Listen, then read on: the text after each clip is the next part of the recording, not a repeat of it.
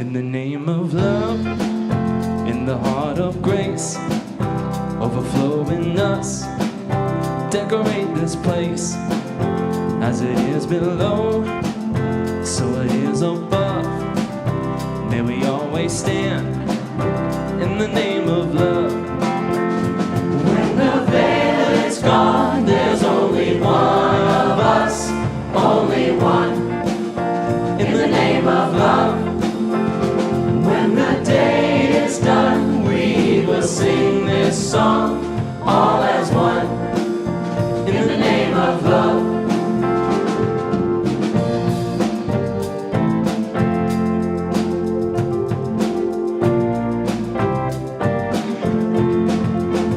In the name of love, may we always be seeking out the best till we all are free, living in a world we've been dreaming of, where we stand as one in the name of love. When the veil is gone, there's only one of us, only one, in the name of love. When the day is done, we will sing this song, all as one, in the name of love. In the name of love, in the name of love, in the name of love, in the name of love. When the veil is gone, there's only one of us, only one, in the name of love. When the day is done, we will sing this song, all as one, in the name of love. When the veil is gone, there's only one of us, only one, in the name of love. When the day is done, we will sing this song, all as one, in the name of love. In the name of love, in the name of love, in the name of love, in the name of love, in the name of love, in the name of love.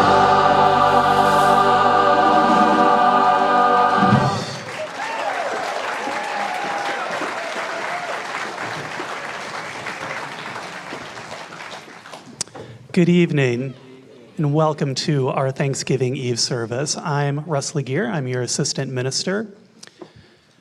The 1954 movie White Christmas features the song "Count Your Blessings Instead of Sheep," which beautifully illustrates the spiritual practice of listing the things that inspire us with gratitude, no matter what might be happening around us. It's easy to feel grateful for what is already present in our lives. The challenge comes when we attempt to feel appreciation for things that we haven't yet experienced. According to our teaching, though, this is the most powerful time to practice gratitude. Developing a mindset of appreciation without any specific reason transforms us. It helps us to see the world in a new light and notice more opportunities to be grateful. In essence, cultivating gratitude unlocks spiritual abundance. Norman Vincent Peale is credited with saying, "Prayer doesn't change things for us, it changes us for things." And gratitude works in much the same way. It changes us. And when we are positively transformed by gratitude, our world changes too. So to encourage this practice, we have a tradition. Write down 3 things that you hope to celebrate 12 months from now. Place your list in an envelope addressed to yourself and add a stamp, and then give it to us, and we'll mail it back to you a year from now.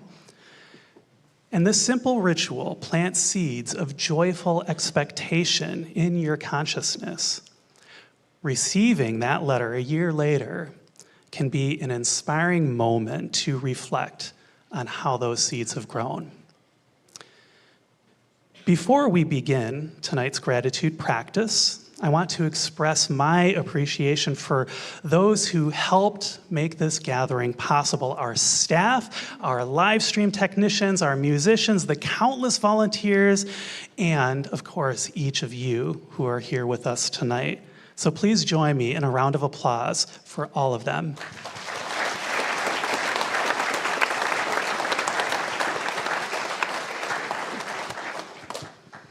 Tonight's opening prayer will be led by practitioner Tamira Hume, who I hear is celebrating on this very day her 17th anniversary being with us here at the center. That's something I am very grateful for. Musical inspiration tonight will be provided by Christopher Fritchie, the center choir, along with Atreyu Hanohano on vocals and guitar, Tatiana Goodhart on grand piano, Francisco Vivas on keyboard, Patrick Hartman on harmonica, Brett Palm on bass, and Nick Carrico on drums.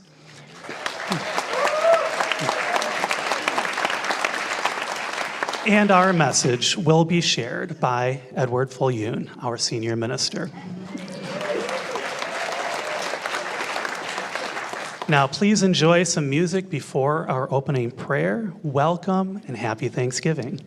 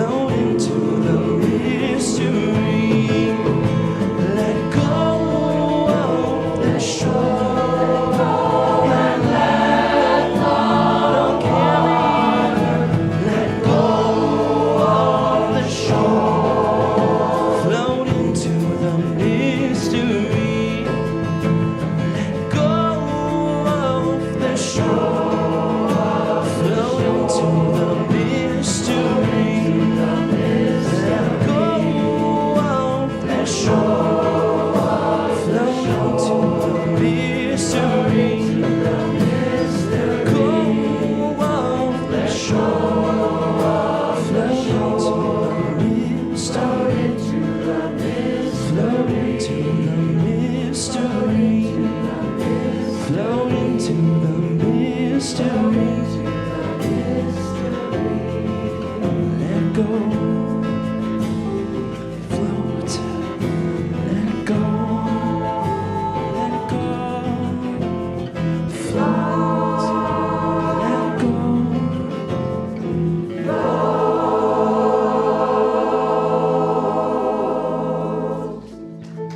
Letting go.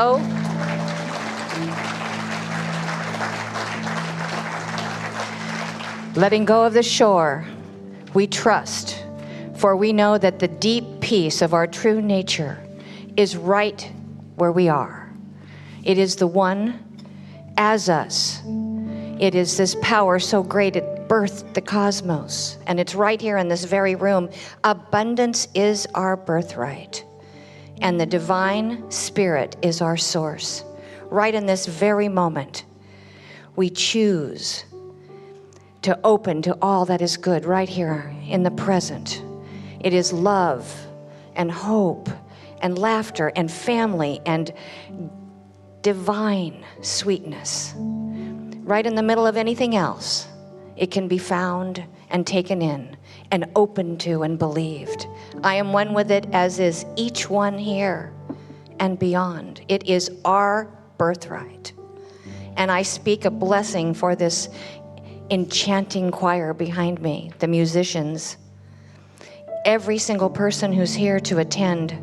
May their heart be opened by the music and the message, by the community of love and laughter. I fully accept this, knowing that it is done and done well. So I just release this word unto the law, knowing that it returns to us done and done well. And together we say, and so it is. Amen.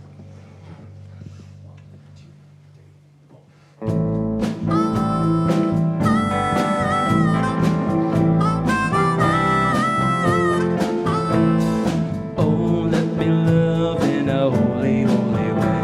Let me love in a holy, holy way. Oh, let me love in a holy, holy way. Let me love in a holy, holy way. Oh,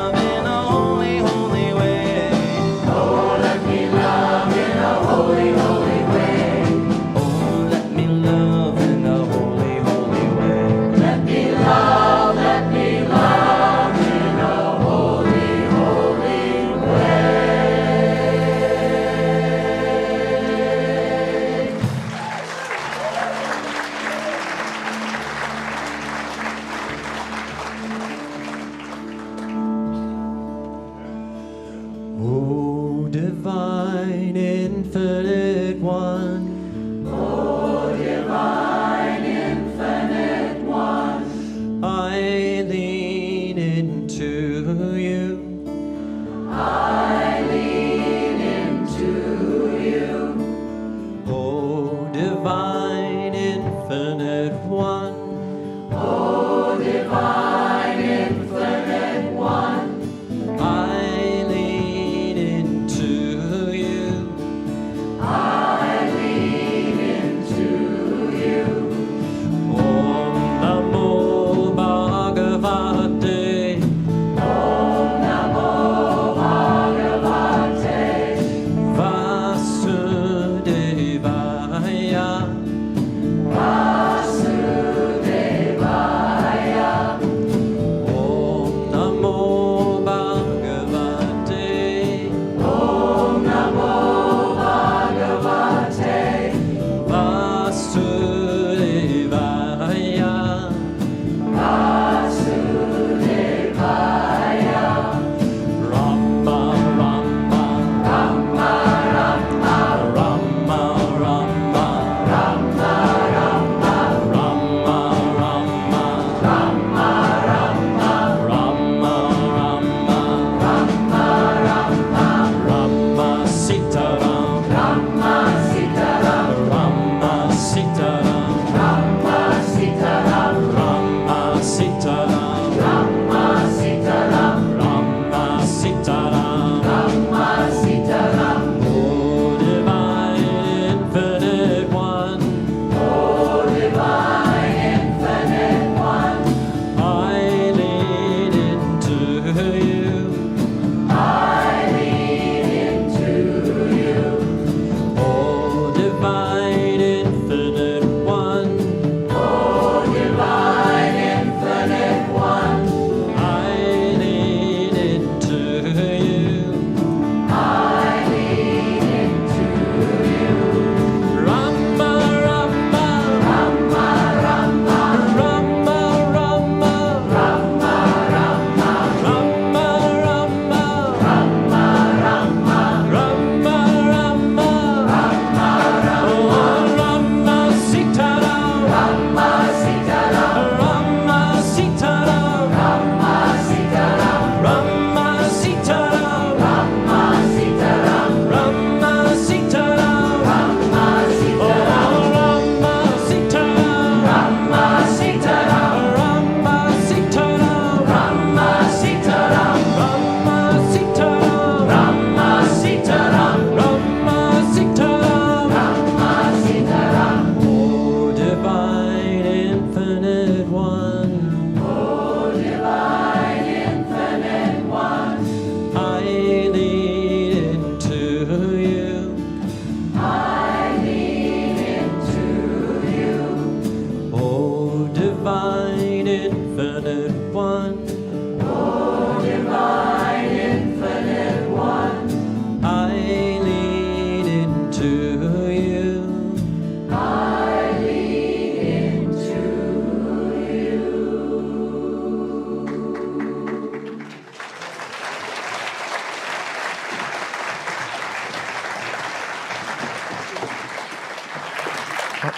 Good evening. Oh, I nearly said good morning. There is a newborn baby exiting the room right now. Look at that. Hi, we love you. Because I just noticed right here in the front row, there is another newborn baby. They're just popping everywhere. That is Rexana, and Rexana, that's Mark, right? Mark, and next to you, that's Brenda Colburn, and that's Don Colburn. I mean, there's so many people here we know. And just the other day, I flew into Sonoma County Airport. Don't you love that we can do that? It's like we've landed on the map. Now that we've got jets, and there, on the same plane as me, was Reverend Joyce Dufala. Yes, and there, Dr. Kim Kaiser was waiting outside to pick her up. She's married to him. But what was she doing in Southern California?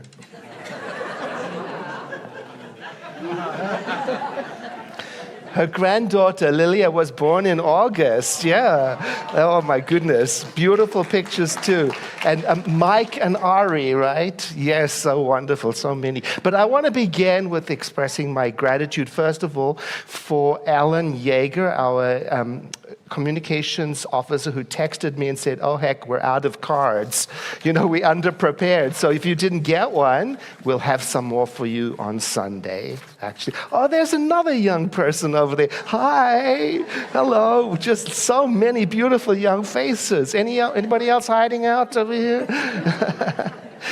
But wait, the big gratitude, I've got a big gratitude to Molly, who gave me my turtle astronaut, which she created for me, and she happens to be one of our ushers today. And Molly let me know today that she already knows that she wants to be a pediatrician. Yeah. You can stand up so we can wave at you, Molly. There's Molly right there. She greets us. Molly has been greeting and ushering for a long time. And she's surrounded by family members right now. Hi, everybody. Hi, everybody. Oh, goodness me. Okay, Christina Carnes is a neuroscientist who studies gratitude. And she worked with a man named Michael, who had, at the time of her study, he had just got divorced, and he'd lost his job too. So he described himself in his life as feeling hollow and without any joy and any purpose. So as part of this study on gratitude, he was invited to join a gratitude-focused intervention group. And they asked him to journal daily about acts of kindness, whether given or received. And at first, he sort of, I'm guessing he went into it half-heartedly, and he resisted it. And so his entries in the journal, they were kind of minimal. You know, like I had a cup of coffee, small things, stranger smiled at me. But he noticed something. As the weeks went on, something inside of him changed, because he started noticing more opportunities to write things down. Oh, the neighbor also smiled, and then the other neighbor mowed my lawn unexpectedly, and then memories of connection started surfacing, like he remembered his grandmother's hug for no apparent reason. And each of these small memories or acknowledgments started becoming threads that connected him to life, back to life. Now, the interesting thing about it is that Michael's change that he was experiencing wasn't just emotional. It was neurological. Scans revealed increased activity in areas of his brain that apparently are associated with empathy, and also the part of the brain that is activated when we experience reward. And by the end of the study, Michael had reconnected with friends. He started volunteering, something apparently he hadn't done before, and he found a renewed sense of purpose and belonging. Now, the scientist who did the study, Kearns, tells us that, well, you can take it for granted that gratitude isn't just a passing temporary thing. No, it's something that can heal us and even rewire us. How about that? Number 2, Robert Emmons is a leading researcher in the science of gratitude, and he wrote a book. Its title is Gratitude Works, and in it he tells the story of a woman named Sarah who, well, her life was transformed by the practice of gratitude during an incredibly challenging period of her life. She was in the midst of an intense personal crisis. Her husband had been diagnosed with a terminal illness for which she wasn't prepared. So she was overwhelmed, both by caretaking responsibilities, but also an accumulation of fear and grief. And it was, well, understandably, one of the darkest points in her life. And for some reason, she started to keep a gratitude journal. Admittedly, at first it felt forced. But she committed anyway to write down 3 things that she felt she could at least appreciate. Initially, she really struggled to keep that commitment. And her list, just like Michael's, started with simple, almost superficial things, A sunny day, write it down. Warm cup of tea, write it down. Kind words from a neighbor. And then for her too, she began to notice something. Something inside of her was emerging. Something inside of her was changing. She started to savor moments of connection with her husband. Even as his health declined, small smiles, shared memories, the quiet peace of just holding his hand, moments that she might have otherwise have missed because they may have been lost in the noise of the internal voices of fear and the feeling of sadness. Gratitude didn't take away her pain. It gave her something, a way to cherish love in the presence of sorrow. And then after her husband passed away, she continued the practice because it helped her to navigate her grief with grace. For Sarah, gratitude was more than a coping mechanism. It became her way of carrying the love of her husband into her life as it unfolded.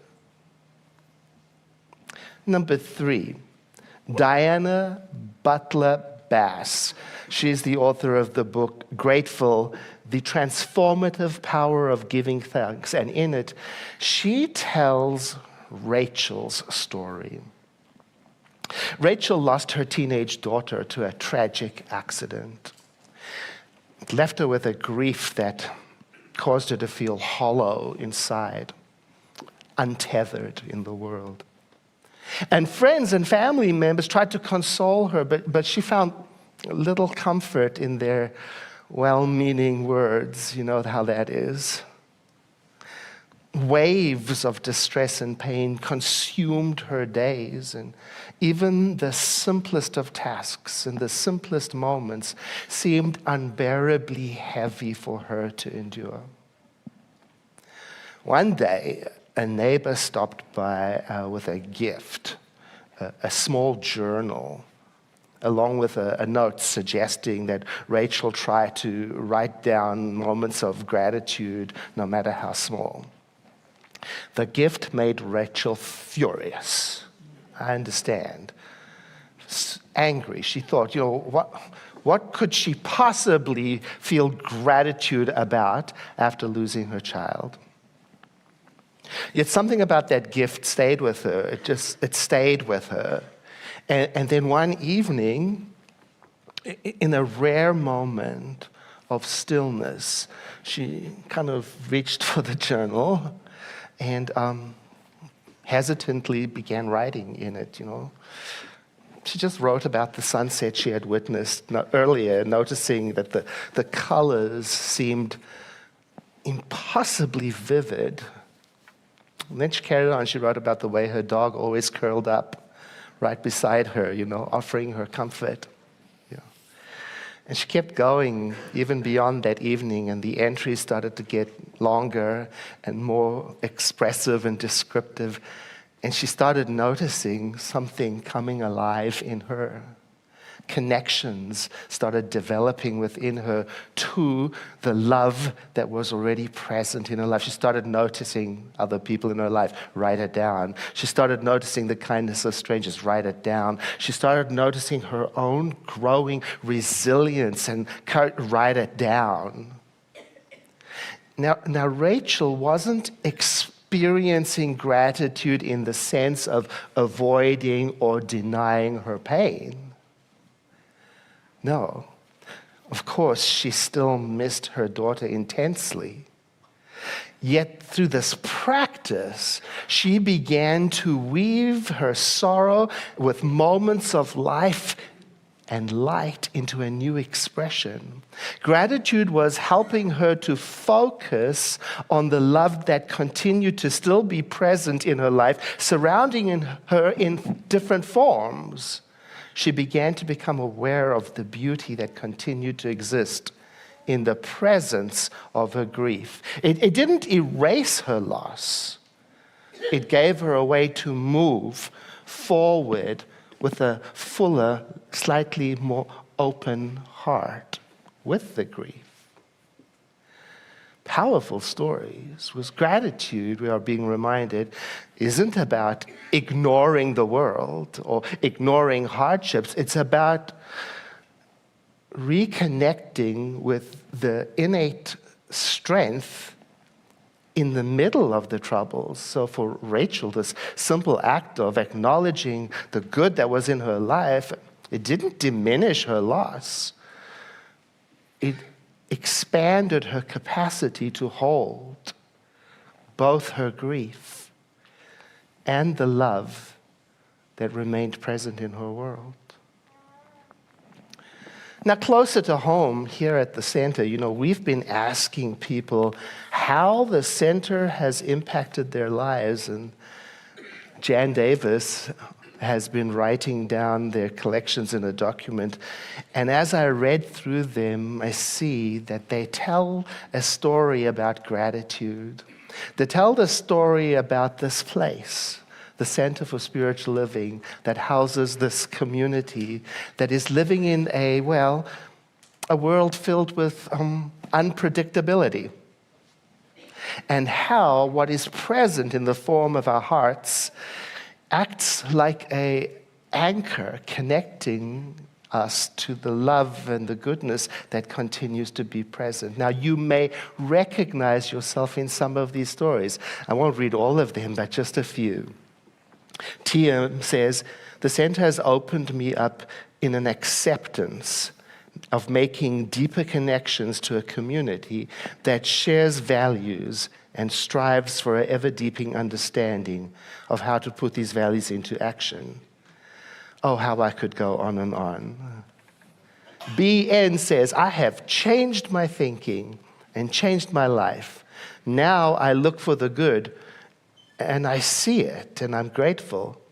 And now I accept life just the way that it is and just the way that it is not. AO says, I have learned so much about myself at the center, how to love myself through adversity, how to find peace during moments of challenges. My life is dramatically different and improved from being at the center.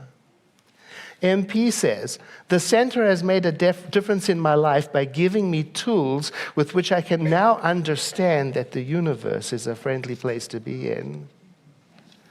SK says, it makes me aware, the center, of the significance of my own human spirit and my connection to something greater than myself. It makes me aware that global transformation comes from personal transformation. It fills me with a sense of purpose and helps me combat depression, which I was formerly prone to. It fills me with hope for the planet.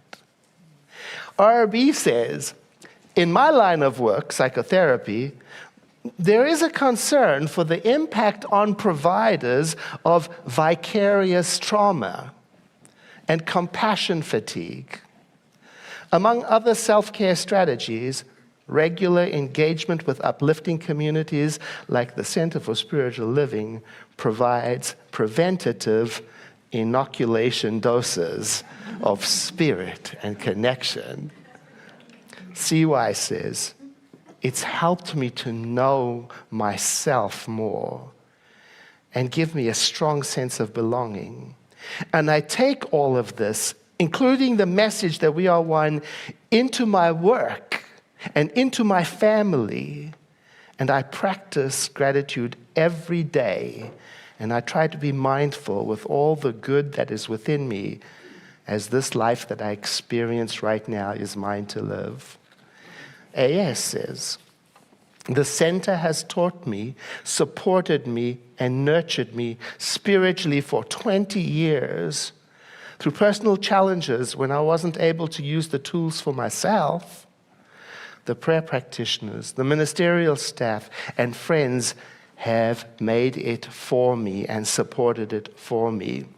I never expected to be affiliated with a religious organization, but as life has rocked my serenity, the center allows me to return to my inner peace and joy and calm, and I'm grateful every day for my membership. And then the last one I'll share with you. CF says, I cannot imagine my life without the center. It has guided me through life for the last 22 years and continues to do so. Now, what is this center that they're all talking about? It's you. You get that? There is no center without you. It's you. You have created a shining beacon that inspires all of this. It's no one person. It's no one leader, no minister, no choir, no music, no this, no that. It's not any one of you. It's you. Or it's we. Now, I love the Thanksgiving service because it reminds me to practice giving thanks for things I might start to take for granted. Now, this is the practice. To notice what I have currently in my life that I can appreciate. Then, that appreciation, according to the meaning of the word appreciation, raises in value that which I put my appreciation on. Up it goes. Then, this increase in value in my estimation, it creates a kind of spiritual, energetic field, let me say, that changes me and changes my perception of my experience. And then 4, in that state of changed perception, I change some more. And I begin to experience my heart opening a little more. That's it. But here's the fine print. You and I have to start where we are. With small, simple, maybe even superficial things like the people in those studies to begin to apply the increasing power of our appreciation. A sunny day, write it down. A warm cup of coffee, write it down. A kind word from somebody, write it down. An inspiring choir, write it down. The fine print is we cannot bypass this step and jump into the future. We've got to grow from exactly where we are. Well, what then do we do with the future and the things we desire to have that are not yet present, as Reverend Russ said? Well, we must adapt the practice. It goes like this. My work then is to turn my mind into being a welcoming space for that which I wish to bring forth in my life and in the world. And I do that by generating appreciation for the small things that are currently in my life. You see that? Then number 2, then I ask myself, what is it that I want to experience? Like the card says, this time next year, what is it? What is it that I would like to be giving thanks for that isn't currently in my life? Write it down. And then the third step is this. And then I use my beautiful imagination that we have been gifted with. Use your beautiful imagination to imagine that that which I desire to experience has indeed already taken place. So you might say to yourself, well, I'm going to imagine just a time in the future, just a short time in the future, not a long time in the future, just a short time in the future. This has already come to pass. And then using my imagination, I ask myself, how would I be feeling? Oh, do you see how you all went into it? That's right. That's practice. You ask, if this had taken place already, how would I be showing up for myself, and for my friends, for my community? How would I present myself? How would I dress? How would I be taking care of myself? What would the look be on my face? What would be the demeanor? What would be the atmosphere of my presence? That is called the embodiment of that which has not yet been demonstrated. Yeah, that's it. So, I've already got you imagining. So take a breath. If you want, you can close your eyes or just keep them open. But as you exhale, imagine with me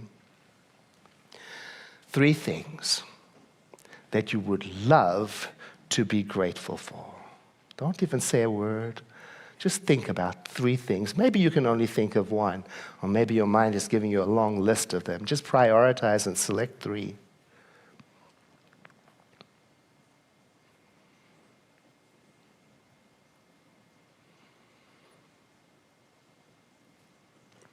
You can even imagine, if you haven't done this already, writing those 3 things down on a card, like the one we provided, putting it in an envelope, addressing it, putting a stamp on, and imagine that card being held safely at this place called the Center for Spiritual Living, where so much heart is and so much connection is, held somewhere in the building for a whole year.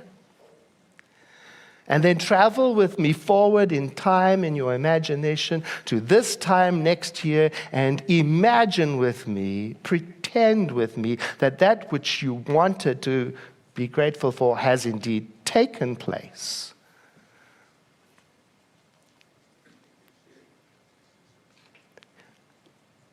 And then imagine, who are you in that future? How do you show up? What are you feeling? What has shifted? What have you let go of? What have you taken on?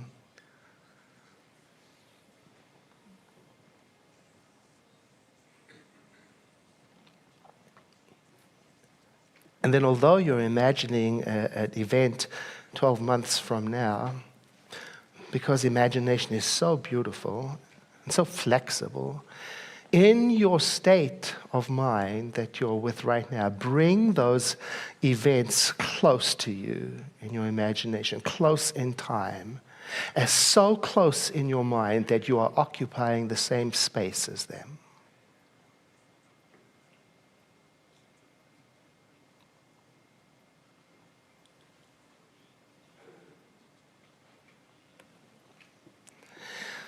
And then as we pray together, I speak in the first person, but for anyone who identifies with the word, I invite you to take them in. Though I may not know how things come to pass, there is that within me that does know. Though I do not always know how my plans shall come into fulfillment, there is that within me that does know. And that within me is the point that I intersect with the creative mind of the universe, that I share with all people in this room. So I call it a creative power larger than I am, and into its care and keeping I give my dreams and aspirations, my visions. I hold lightly this practice, and I think of it as planting seeds in that part of me that is a seat of creativity, that touches upon the infinite potential of creation. And so I breathe and relax, and I recommit to uncovering in me that which knows how to be grateful, which seeks out opportunities to appreciate. And I turn to it in the days to come with confidence that this power to give thanks, awakens in me connections joy, and courage. And I take a moment right now to pull into my awareness my loved ones. Silently feeling appreciation for their presence.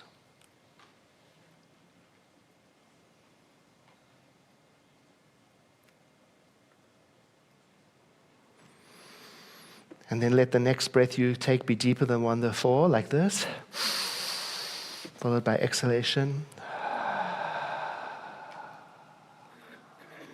And as you exhale, let your eyes gently open, and as they open, we will see appearing before us an affirmation for our offering that I invite you to read with me to anchor us in this gratitude. I open my heart in gratitude, recognizing the blessings that surround me. Together, we celebrate the beauty of life, the power of connection, and the good that flows through creation. In this moment, I give thanks for the love that unites us, the wisdom that guides us, and the joy that fills our hearts. And so it is. And while the choir sings to us, I invite the ushers to stand to receive our gift, and I thank you in advance for generously supporting your Center for Spiritual Living. Ushers, please receive the gift.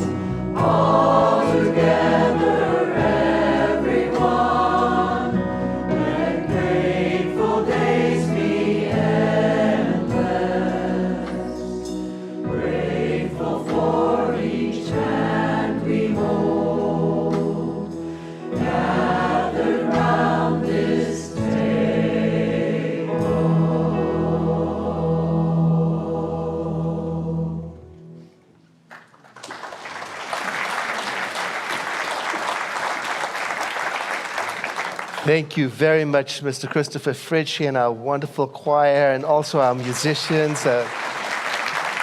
band. And I would just like to take a moment to appreciate our licensed prayer practitioners who have a practice of always keeping our center and its community in a heart of prayer. If you are a licensed prayer practitioner, won't you please stand as you are able so we can appreciate you? And remain standing if you can. Thank you so much.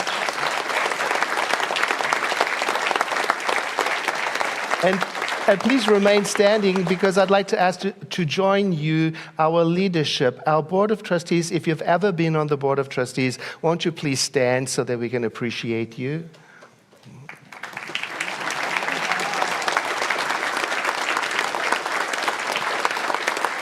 As well as our staff team. If you've ever been on the staff, please remain standing.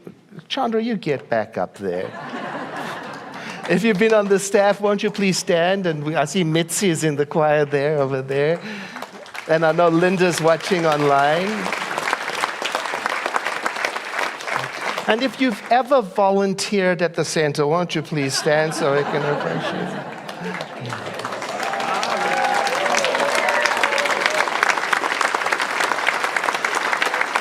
And please remain standing. And if you've ever attended a service at the center, won't you please stand?